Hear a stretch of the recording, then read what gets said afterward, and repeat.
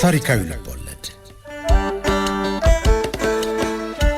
ደራሲ ሕይወት ተፈራ ተራኪዎች መሰረት አሰፋና ጅላሉ አወል ምንትዋብ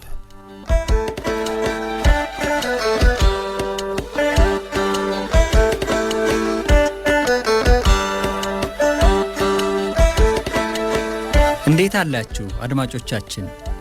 ወለተ ጊዮርጊስ ከልቧ የተንከባከበቻቸው ንጉሱ መሆናቸው ቤተሰቡን አስገርሟል። ንጉስ በካፋ በድንገተኛ ህመም ምክንያት እነግራዝማች መንበር ቤት ሲዘልቁ ጠብር ግፍ ብላ ያስታመመቻቸው ወለቴ ናት።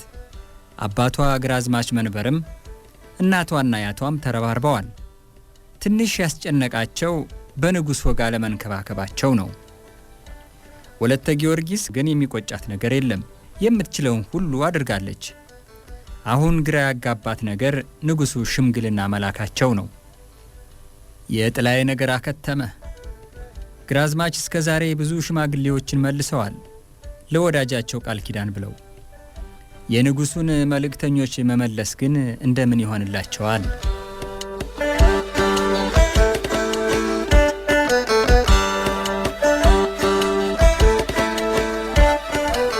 ምንትዋብ ክፍል 3 እንዲህ ይደመጣል።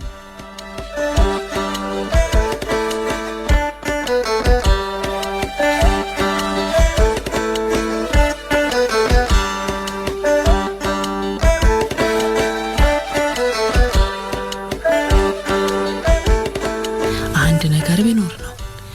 እስቲ ነገ ጠዋት እኛ መነኩሴ ዘንድ ሄጄ የሚሉትን ሰማለሁ። አይ የነንኮይ አባት በኖሩ እዛቸው እኮ እኔ የተሻለ ህልም መፍታት ይችላሉ እያሉ ሲገላበጡ አደሩ። እንቅልፍ ባይጠግቡም ማለዳ ከመኝታቸው ተነሱ። ውዳሴ ማርያማቸውንና ዳዊታቸውን ደግመው መነኩሴው ጋር ለመሄድ ሲዘገጃጁ የደስደስ ስሜት አቅበጠበጣቸው። ቁርስ ላድርግ ሳይሉ አሽከር አስከትለው ወጡ። መነኩሴው ወፍታ ጊዮርጊስ ግቢ ውስጥ ጥድ ስር ተቀምጠው መቁጠሪያ ይዘው ይጸልያሉ። ዮልያና ወደ ቤተ ክርስቲያኑ ሄደው ከተሳለሙ በኋላ መነኩሴው ጸሎታቸውን እስኪጨርሱ ድረስ ፈንጠር ብለው ድንጋይ ላይ ተቀመጡ። መነኩሴው ጸሎታቸውን ሲጨርሱ ለዮልያና እጅ ነሱ። ዮልያና ተነስተው እጅ ነስተው ሲቆሙ እንዲቀመጡ መነኩሴው በምልክት ነገሯቸው። ዮልያና ድጋሚ እጅ ነስተው ጠጋ ብለው ተቀመጡ። ስለ ጤንነታቸው ከጠያየቁ በኋላ ያው መቼም እርሶ ዘንድ መመጣው አንድ ነገር ሲገጥመኝ ነው። ዛሬስ እንኳ አንድ ዘመዴ እልማይታ ሚፈታልኝ ብትለኝ ነው የመጣሁት። ድቅድቅ ያለ ጨለማ ይመስለኛል አለች። ፀሐይ ከተኛሁበት ድረስ ገብታ ቤቴንና መላ ሰውነቴን አበራችሁ። ሀያ በኋላ ፀሐይቱን ተጎነጽፊያት የተኛው ይመስለኛል ብላ ነገረች። መነኩሴው በጥሞና ካዳመጡ በኋላ ብርሃን ስልጣን ነው፣ የህልም ያየች ሴት ንጉስ ትወልዳለች አሏቸው። ዮልያና ደነገጡ። ህልሙን ያየችው ሴት እንግዲህ መውለድ አትችልም፣ እድሜዋ አልፏል፣ የወር አበባም የላት አሉ። ሀዘር ይፈጠማል፣ ልጅ ልጅም ይሆናል። ዮልያና በሐሳብ ከሄዱበት ተመለሱና ህልሜ ጋር መሆኑ ነው፣ ድንቅ እግዚአብሔር ፈቃድ ይፈጸም ብለው ልጃቸውን የጎንዮሽ ተመለከቱ። ወይዘሮ እንኮዬ ግን የቅድስት ወለተ ጴጥሮስን ንግር ታስታውሰው እናታቸው እያዩአቸው መሆኑን ልብ አላሉ። በአፄ ሶስኒዮስ ዘመን የቆራጣ ገዳም እመምኔት የነበረችው ቅድስት ወለተ ጴጥሮስ መንገድ መሽቶባት ለአንድ ምሽት አያቶቻቸው ቤት አርፋለች። የቤቱ እመቤት ሌሊት ላይ ድንገት ምጥ ጸንቶባት ወደ በረት ተወስዳ ሴቶች መቀነታቸውን ወንዶች መታጠቂያቸውን ፈተው ሲጸልዩ ወለተ ጴጥሮስም መቀነቷን ፈታ ፊቷን ወደ ምስራቅ መልሳ አጥብቃ ጸለየች። ሴቲቱ ወንድ ልጅ በደህና ተገላገለች። ወለተ ጴጥሮስ በማግስቱ መንገድ ከመጀመሯ በፊት ሀዘጣን ዘር መልካም ዝናው የሚነሳ ንጉስ ይወለዳል ንግስቲቱም በስራዋ ስሟ ሲወሳ ይኖራል፣ ህዳር ዳርም ሀገሯን ታስከብራለች ብላ ቋራን ምን ጊዜም አብቀይ መልካም ፍሬ ይብቀልብሽ ብላ ተሰናብታ ወጣች። ረገኝ ንግስቲቱ ወለቴ መሆኗ ነው፣ ንጉሱ ደግሞ ሀሷ የሚወለደው ነው አሉንኮዬ። ኢሳያስ ምን ታስባላችሁ ለሚለው ጥያቄው መልስ ባለማግኘቱ ልጠይቅ አልጠይቅ እያለ ከራሱ ጋር እየተሟገተ ቆይቶ ዛዲያ ምን አሰባችሁ ግራማች አላቸው። ግራዝማች መልስ መስጠት ፈልገው ምላሳቸው ተቆለፈ።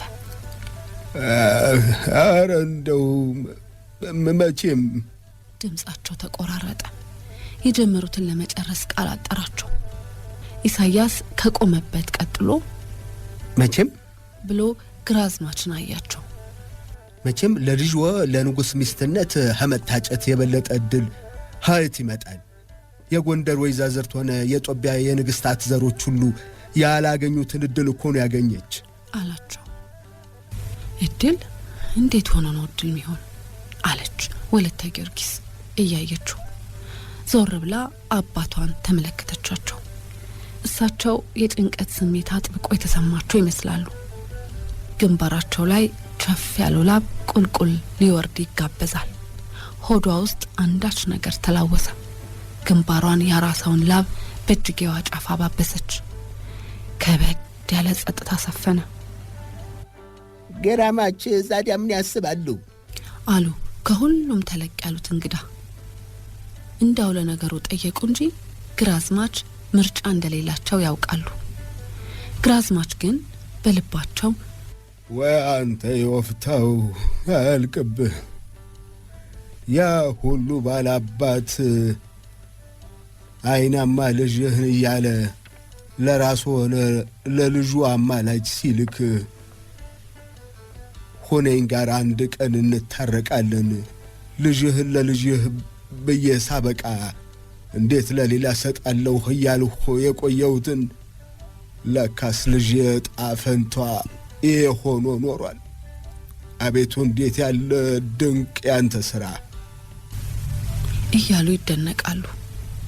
አያሁነኝ ያዘለፍኸኝን ሁሉ የወፍታው ይቀር ይበልህ። በተልካሻ ምክንያት ተቀየመህ የዋሁኑ ጉድ ሆንህ። ያን የተባረከ ገራም ልጅህን በደልክ። ይብላኝ ላንተ። የእኔንስ የወፍታው ጊዜውን ጠብቆ ለዚህ አብቅቶልኛል እያሉ ያስባሉ። ልጃቸው ቤተ መንግስት ስትገባ እሳቸው ስማቸው ሲገን ሲሾሙ ሲሸለሙ ልጃቸው ወልደ ልዑል የቤተ መንግስት ባለሟል ሲሆን ወለል ብሎ ታያቸው። ኢሳያስን መልከት ታደረጉና ይህ ሰው ልጄን እግር እስተ ራሷ ሲያየ ነበረው ለካሴን ይዞ መጥቶ ኖሯል ሲሉ ተገረሙ። እኒህስ ቢሆኑ እግራቸው እርጥብ በጎ ነገር ይዘው መጡ አሉ ሌሎቹን እንግዶች እያዩ። እንግዲህ ዘመድ ወዳጅ ደስ ይበለው፣ ጠላት ሁሉ ይፈር። እኛ ለዚህ አበቃን የወፍታው ያውቃል። ልጄ እድል ፈንታውኑ ቀድሞውኑ ተመድቦላት ኑሯል። ከሁሉም ተለቅ ያሉት እንግዳ ግራማች ዛዲያ ምን አሰቡ ሲሉ ጥያቄያቸውን ደገሙ። መልስ ሳያገኙ በመቅረታቸው ግራዝማች ከእንቅልፋቸው እንደባነኑ ሁሉ አይናቸውን ጠራረጉ። ጥያቄው ትዝ አላቸው። ከግንባራቸው ወደ ጉንጫቸው ያሽቆለቆለውን ላብ በጋቢያቸው ጠርዝ ተምተም እያደረጉ እንዴ ምን አስባለሁ ጃንሆይ ሲያከብሩን ንጉሥ ጠይቆ ለእኛስ ቢሆን ትልቅ ክብር ማዶልን ብለው በድንጋጤ የደረቀ አፋቸውን ለማላወስ ሞከሩ። ወለተ ጊዮርጊስ አባቷ ንጉሥ ጠይቆ ያሉት ልቧን እንደ ጦር ወጋው። በእርግጥም ንጉሥ ጠይቆ እምቢ ሊባል እንደማይቻል ታውቃለች። አባባ እርሶና ባላምባራሱ ነኝ ስትቀያየሙ እኔና ጥላዬን እንደጎዳችሁ አላወቃችሁም። እናንተ ባትቀያየሙ ኖሮ እኮ እስካሁን ከጥላይ ጋር ተጋብተን ይሄ ሁሉ አይመጣም ነበር። የሰፈሩ ሽማግሌዎች ደጋግመው እናስታርቅ ያላሉት ለምን ነው? እኔ እስከዛሬ ሽማግሌዎቹ መጥተው ያስታርቃሉ እያሉ በሩን ሳይቆይቼ ይኸው ዛሬ እጅ ጠያቂ ሽማግሌዎች መጡ። ለመታደል ዳሮ አባባ እርሶ ምን ያርጉ? ያመረሩት አጥላይ አባት ናቸው። እርሶ ቂም አያውቁም። ለመሆኑ ባላምባራሱ ነኝ እኔና አጥላይን እንደበደሉን እንዳንጋባ እንዳደረጉን አያውቁም? ቤተሰቡንስ ቢሆን እንደዚህ አለያይተው መቀመጣቸው ትንሽ እንኳ አይቆረቆራቸውም? በቁስቋሟ ምን ያሉት ክፉ ምቀኛ ናቸው አለች።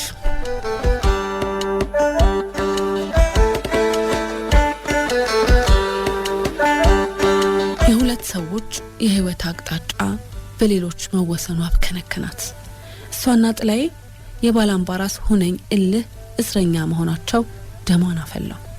አይ ጥላይ ልጅነቴ ሲሰማ ምን ሊሆን? እስታሁን ጠፍተን አንዱ ጋር ብንሄድ ኖሮ ምን ነበረበት? እንግዲህ ማጠፍተን መሄድ አንችልም። ንጉስ እጅ እንዴት እናመልጣለን ብላ እንባዋን ጠራረገች።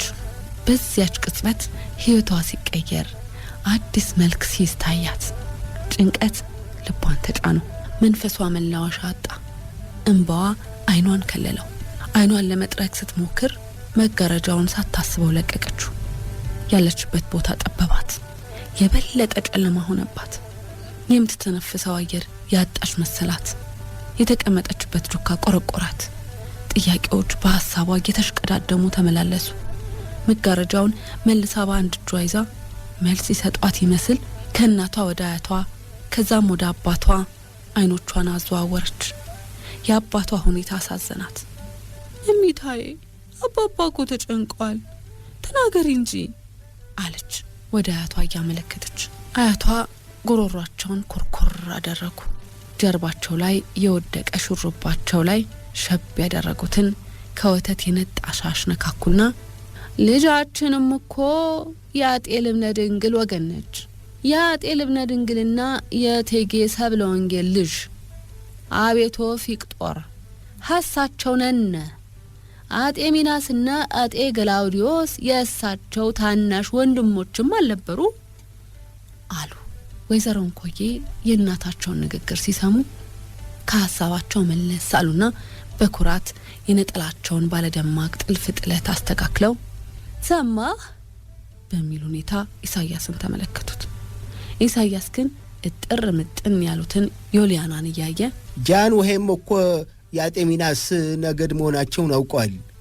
ልጃችሁን የመረጡበት ዋናው ምክንያት ግን እሱም አይደል። በአይናማነቷ በጠባይዋና በብሩህ አይምሯ ደስ ተሰኝተው ነው አላቸውና በራፍ ላይ የቆመውን አገልጋይ ያንን ማሙዬን ሴቶቹ ዕቃውን ይዘው እንዲመጡ ንገራቸው በለው አለው። አሳላፊው ቀልጠፍ ብሎ ወጥቶ ሲመለስ ሁለት ደንገጡሮች አብረውት የቀርቀሃ ሰንዱቆች ይዘው ገቡ።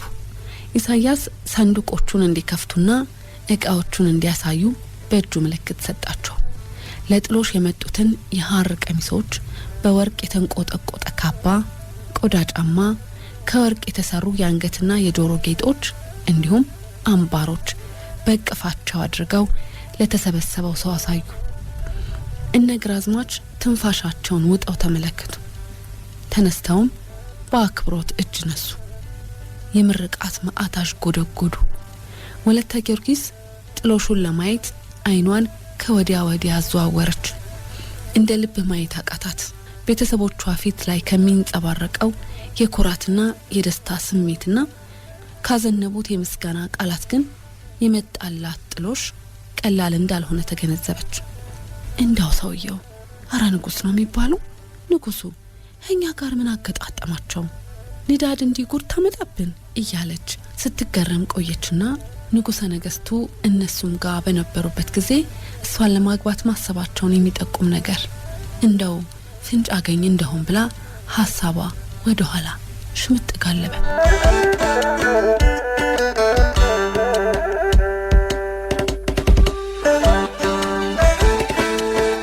ታማው በመጡ ማግስት እናቷ አዛዋት ፊታቸውን በጨርቅ ስታብስ ንጉሰ ነገስቱ አይናቸውን ገለጥ አደረጉ።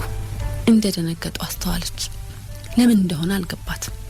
እሳቸው አይናቸውን ከድነው በስመ አብ አሉ። አይናቸውን ድጋሚ ሲከፍቱ እነዚያው ይዘዋቸው የመጡት ሰዎችና እነግራዝማች ናቸው የከበቧቸው።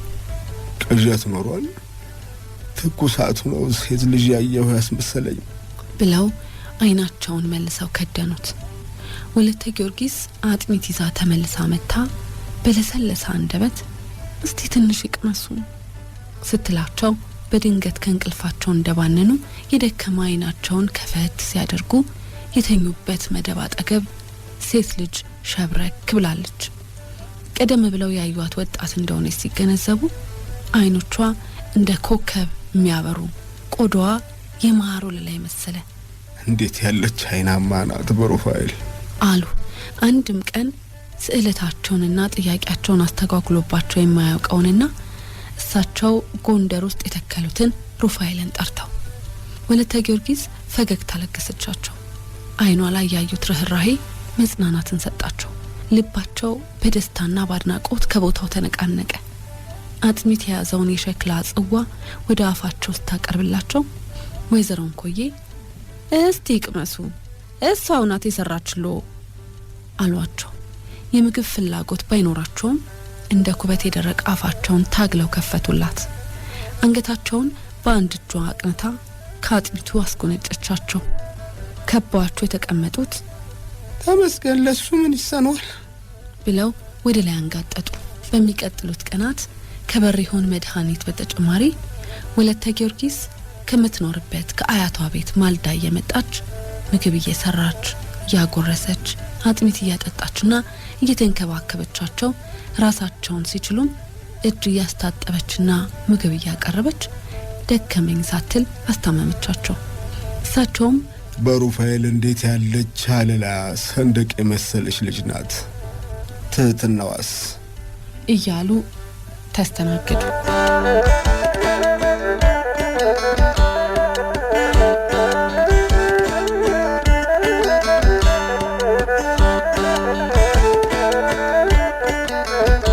በተኙበትም ሰው ውልብ ባለ ቁጥር እሷ የመሰለቻቸው አይናቸው ሲባክን ሲያዩት ልባቸው ከአፎቱ ተመንጥቆ የወጣ ሲመስላቸው ፊታቸውን በውሃ ስታብስ የእጇ ለስላሴ ሊያስተኛቸው ሲቃጣው ትንፋሿ በሽታቸውን ከላያቸው ሲገፍላቸው ከዚህ ወዲያ ጥድቅ ህይወት ይገኛል። አቤት አቤት አቤት እንዴት ያለች መልከ መልካም ናት! ደም ግባቷ የተደራጀ፣ ጠግሯ እንደ ሜላት የተፈተለ፣ ወገቧ እንደ ንብ ንግስት የቀጠነ፣ እንደ እርጎ የረጋች፣ በምግባር የታነጠች እያሰኛ ከረማቸው።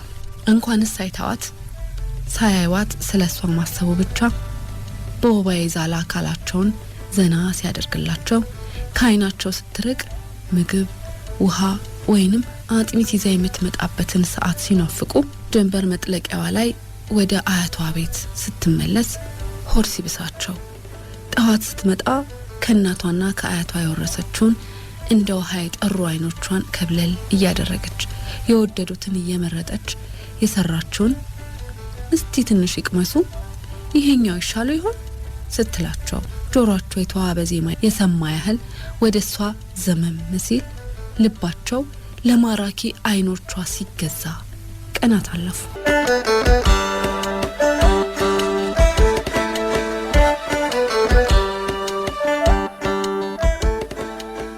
ምንትዋብ ክፍል 3 እንደሰማችሁት ነበር።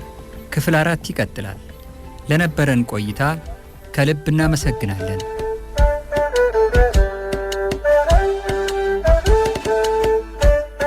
ምንትዋብ ታሪካዊ ልቦለድ ደራሲ ሕይወት ተፈራ፣ ተራኪዎች መሰረት አሰፋና ጅላሉ አወል። ምንትዋብ